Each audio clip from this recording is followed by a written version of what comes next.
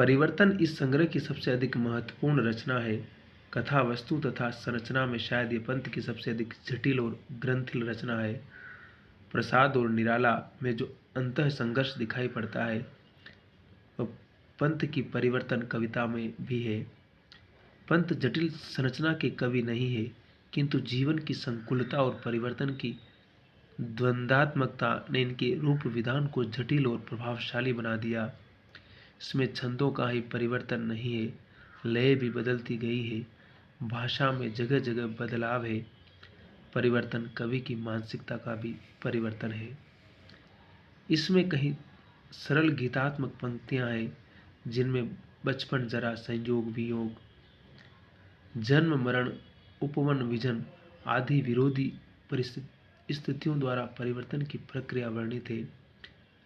कहीं संस्कृत की तत्सम शब्दावली में परिवर्तन का भयंकर रूपाकार चित्रित है। शत शत फेनोच्छ्वासित स्फीत फुफकार भयंकर, अये एक रोमांच तुम्हारा भिंको कंपन, दिक्पंजर में बद्ध गजाधिपित सा विनतानम हवा वाताहत में हो गगन आर्त करता गुरु गर्जन। अपने सारे आतंक के बावजूद कवि परिवर्तन का स्वागत करता है, क्योंकि इससे नए जीवन का उन्मिलन होता है। बंजर धरती उर्वर हो उठती है,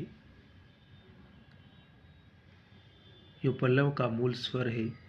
मेरा मधुकर सा जीवन, कठिन कर्म है कोमल है मन, किंतु परिवर्तन एक बदलाव की सूचना देता है। गुंजन और युगांत दोनों संग्रहों के बारे में पंत की उक्ति लागू होती है। मनन कर मनन शकुनी नादान, न कर पिक प्रतिभा का अभिमान। क्या कहा कि हे शकुनी तू मनन कर, बार बार अपने ज्ञान का अभिमान मत कर, घमंड मत कर, क्योंकि इस दुनिया में कुछ भी परमानेंट नहीं है। इसलिए विनम्रता ही तेरे जीवन को आगे बढ़ा सकती है और तुझे एक श्रेष्ठ मनुष्य में तब्दील कर सकती है।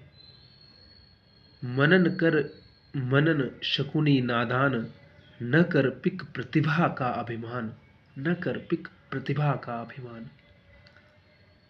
गुंजन में यह संसार के सुख दुख में चिंता के स्वर में प्रवेश करता है। मानव जीवन में बट जाए सुख दुख से, दुख सुख से, यह सामंजस्य उनकी कला में भी दिखाई पड़ता है। गुंजन में पल्लव की आवेगमयता नहीं है, कल्पना सुनहरे पंखों पर ऊंची उड़ान नहीं भरती, वह सारस की तरह अपने डैनों को तोलकर उड़ती है।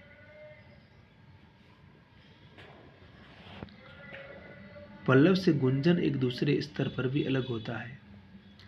पल्लव में प्रेम का वियोग पक्ष वर्णित है, तो गुंजन में संयोग पक्ष, भावी पत्नी के प्रति मधुवन, आज रहने दो यह ग्रह काज, ऐसी ही रचनाएं हैं।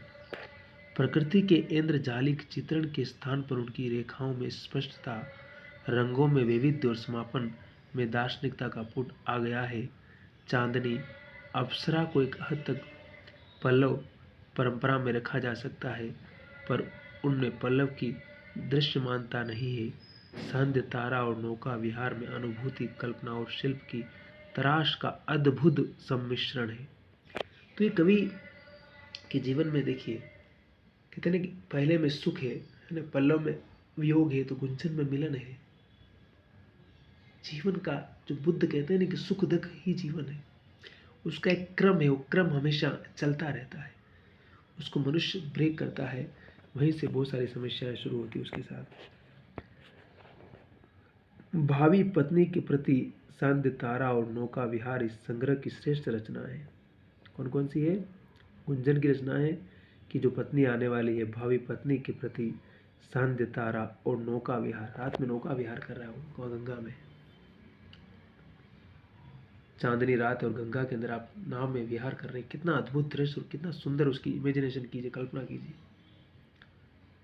भाविक पत्नी के प्रति पालग्रेव की गोल्डन ट्रेजरी में क्रेशा की संग्रहित रचना फॉर सपोज्ड मिस्ट्रेस से अनुप्रेरित मालूम पड़ती है, पर पंत की रचना वस्तु और विन्यास में क्रेशा को बहुत पीछे छोड़ देती है।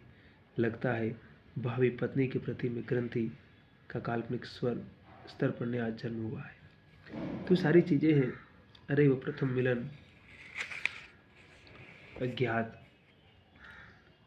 प्रकंपित और पुलकित गात, सशंकित ज्योत्स्ना सी चुपचाप, जड़ित पद, नमित पलक दृश्यपात, कंपन, पुलक, शंका, जड़ता आदि अनुभवों को बहुत ही स्वाभाविक ढंग से एक स्थान पर एकत्र कर मिलन को वास्तविक और चमत्कारिक बना दिया गया है। गतिशील और स्थिर बिंबों का कलात्मक संश्लेषण, यही पंत की ताकत है और यही पंत का पावर है।